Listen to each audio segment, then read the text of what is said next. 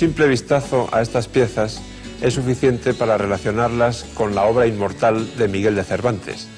Tenemos a Don Quijote como rey, Dulcinea es la dama, Sancho Panza representa al alfil, los caballos son Rocinante y las torres, evidentemente, los molinos. Si yo tuviera que señalar a un ajedrecista especialmente quijotesco, dicho sea en el mejor sentido de la palabra y con todo el cariño del mundo, yo elegiría al ruso David Bronstein, subcampeón del mundo en 1951, cuando empató a 12 el histórico duelo contra Mikhail Botvinnik.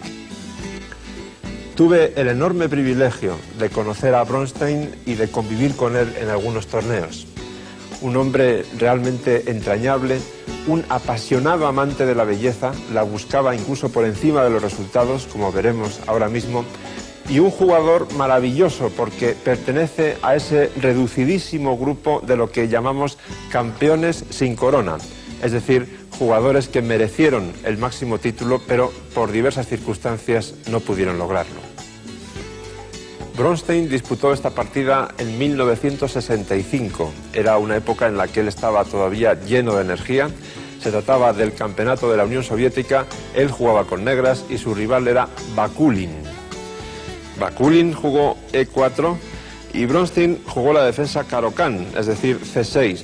Pero no nos engañemos, aunque esta defensa, puesta de moda en años más recientes, sobre todo por Anatoly Karpov, tiende hacia esquemas muy conservadores, el conservadurismo es un concepto completamente antitético con Bronstein, pero lo vamos a ver enseguida.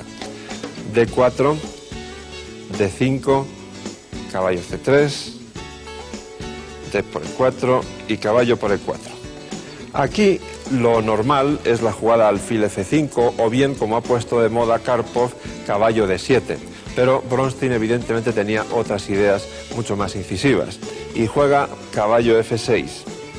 Las blancas lógicamente toman el F6 para doblar un peón de las negras y las negras recapturan con el peón de G. Y merece la pena fijarnos en esta posición porque ya de alguna forma está definiendo lo que va a ser la partida.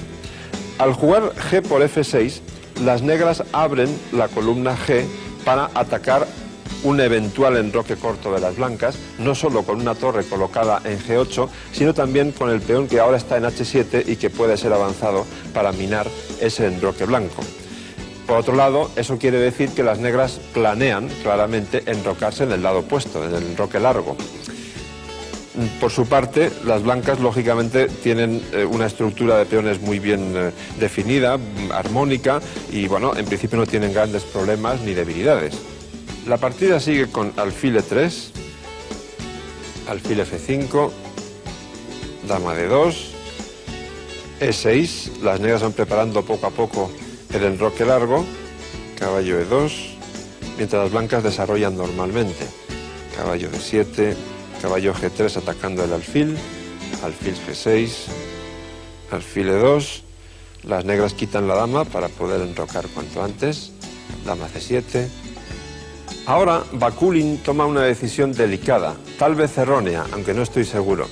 Juega enroque corto, lo cual quiere decir que al parecer no tiene miedo de que las negras le ataquen, como hemos dicho antes, por la columna G. Claro que también al enrocarse en corto, las blancas planean atacar el eventual enroque largo de las negras en el flanco de dama. Pero igual hubiera sido bastante más sólido, en previsión de lo que pudiera pasar, enrocarse en largo. Pero en fin, el hecho es que decidió enrocarse en corto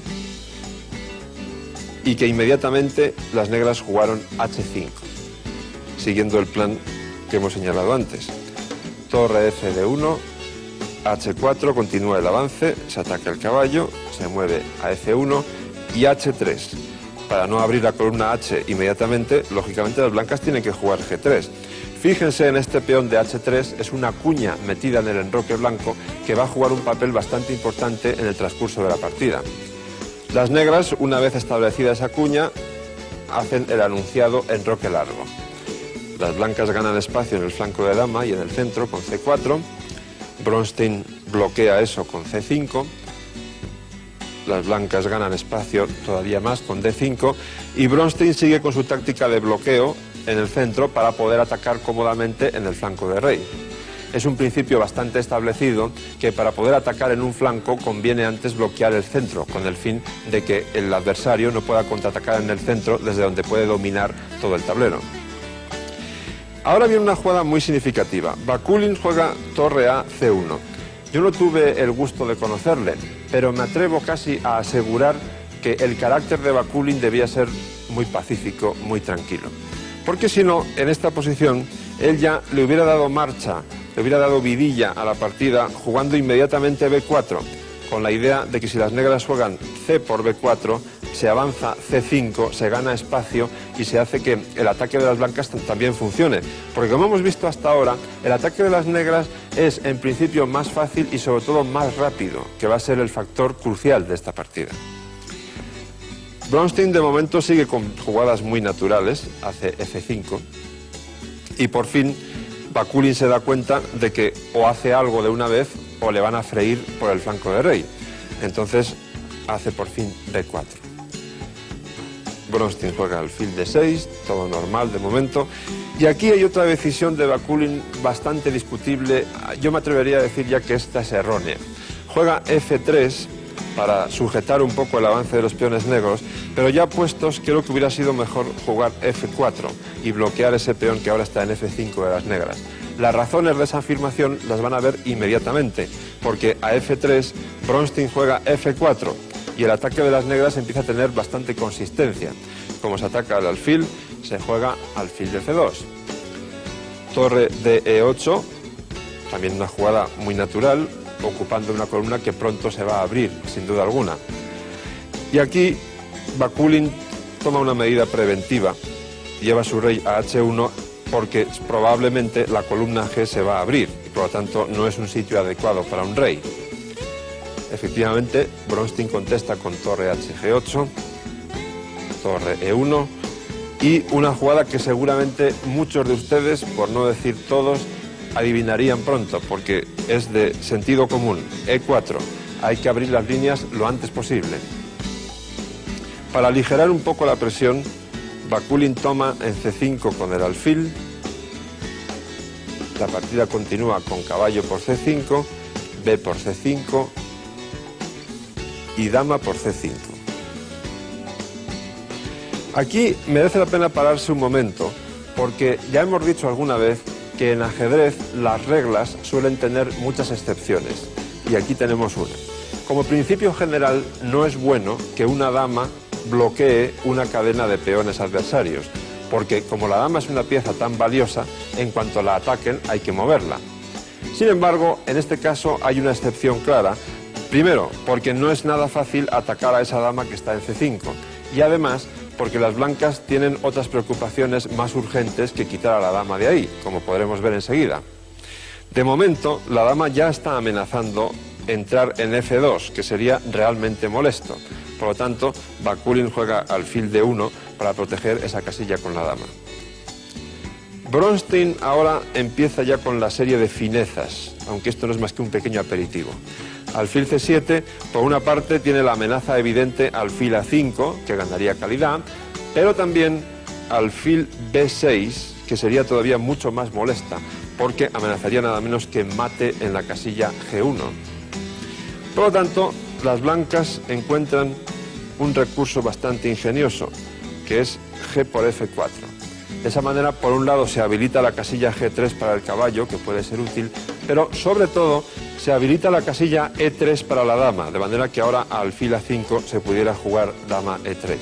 Sin embargo, Bronstein tiene ideas bastante más profundas que esa, y lo que hace es directamente E3. Ustedes se preguntarán por qué ahora las blancas no toman el peón de E3 y juegan dama E2. Bueno, pueden analizarlo en casa. Hay básicamente dos variantes. Si caballo por E3, alfil por F4 es tremendamente molesta. Ustedes comprobarán que da una clara ventaja a las negras. Y todavía más clara es la ventaja después de torre por E3 y si se cambian todas las piezas en esa casilla. Es decir, la variante sería torre por E3, torre por E3, dama por E3, dama por E3, caballo por E3, alfil por F4, clavando el caballo, única defensa, torre C3, y entonces la torre que le queda al negro va a E8, atacando dos veces el caballo y sobre todo en una fórmula, digamos, de rayos X, apuntando hacia un eventual mate en la casilla E1 en cuanto se mueva el caballo. Es decir, Bakulin vio todo eso y optó por jugar dama E2. Y fíjense qué curioso, ahora sí tenemos un ejemplo claro de por qué no hay que colocar una dama bloqueando un peón adversario. Esta dama sí es una mala bloqueadora y ahora Bronstein lo va a demostrar de una manera magistral. Y además, y esto es importante también resaltarlo, teniendo en cuenta que en esta posición Bronstein podría haber ganado de una manera mucho más prosaica, más sencilla, con la jugada alfil A5 que le daba clara ventaja. Por eso he dicho al principio lo de quijotesco, porque muchas veces a lo largo de su vida Bronstein lo que buscaba en sus partidas era la belleza por encima de todo, incluso valorándola más que la seguridad de ganar una partida. Ahora Bronstein empieza una combinación genial. El primer golpe es alfil D3. Desde luego no hay una forma más contundente para desbloquear al peón y desviar a la dama de ese bloqueo. Lógicamente hay que jugar dama por D3. Pero esto no ha sido más que el principio, porque la clave, la esencia de la combinación viene ahora. Torre G1 jaque, un sacrificio de atracción. El molino de Bronstein va a G1 para atraer al rey a esa casilla, donde va a recibir un tremendo jaque descubierto, E2 jaque descubierto por parte de la dama que está ahora en C5. Hay que taparse de alguna manera del jaque, porque ustedes también podrán comprobar en casa fácilmente que después de rey H1, que sería la alternativa, seguiría dama F2 amenazando mate. Entonces podríamos continuar con dama F5 jaque, seguida de dama por H3, pero al final hay una jugada que es torre G8 que gana la partida fácilmente. Por lo tanto, hay que jugar caballo E3, torre por E3, dama F5 jaque, y ahora, para que la partida sea todavía más bella, este jaque descubierto es particularmente bonito, porque la torre queda clavada y atacada por el peón, pero las negras están dando jaque con su dama en C5. Siguió, lógicamente, rey H1, y ahora ya la puntilla. Dulcinea va a F2, ataca el molino de E1 y también amenaza mate en G2. Tantas amenazas son imparables. Sin duda alguna, el quijotesco David Bronstein estaba especialmente inspirado ese día.